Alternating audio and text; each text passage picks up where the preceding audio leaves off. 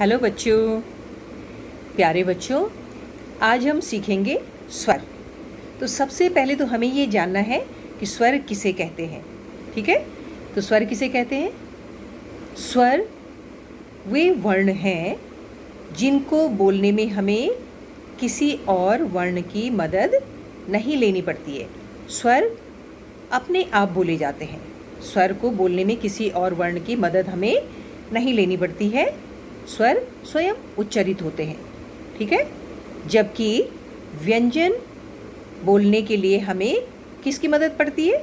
स्वरों की मदद पड़ती है। जब तक व्यंजन में स्वर नहीं मिलेंगे, हम व्यंजन का उच्चारण पूरा नहीं कर सकते हैं। ठीक है, तो बच्चों, आपने देखा है ना कि अक्सर हम लोग क्या करते हैं, वर्तनी लिखने में गलतियां कर जाते हैं। ये गलतियां हमारी क्यों होती हैं? क्योंकि हमें स्वरों का सही उच्चारण करना नहीं आता है, और बचपन में जो हमें आदत पड़ जाती है वही बड़े होकर भी हमारी आदत बनी रहती है। तो हम क्या करते हैं, फिर बोलते भी गलत हैं और लिखते भी गलत हैं।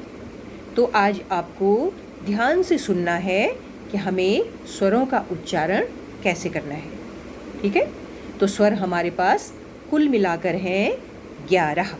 कितने स्वर हैं? 11। ठीक है, और कितने प्रकार के हैं? 3 प्रकार के, ह्रस्व स्वर, दीर्घ स्वर और संयुक्त स्वर। ठीक है, तो ह्रस्व स्वर अब ध्यान से समझिए। ह्रस्व स्वर कैसे हम बोलते हैं, कैसे प्रोनाउंस करते हैं उनको, उनका उच्चारण कैसे होता है। ह्रस्व स्वर को बोलने में हमें कम समय लगता है, और साथ ही साथ हम उन पे दबाव भी कम देते हैं। ठीक है, स्ट्रेस कम देते हैं।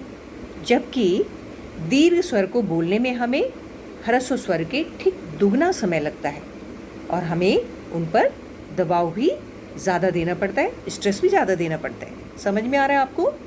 ठीक है ना। जैसे औ, तो औ क्या है? ह्रस्व स्वर है।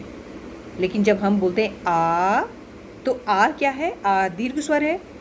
तो औ को बोलने में जितना समय हमने लगाया, ठीक उसका दुगना समय हमने आ बोलने में लगाया। ठीक है, ओ आ। और आ जब हमने बोला तो उस पर हमने दबाव भी ज़्यादा दिया। ठीक है ना। कैसे? ओ आ, ई ई। हम जल्दी से बोल गए और हमने उस पर दबाव भी कम दिया, ज़ोर कम लगाया। जबकि ई बोल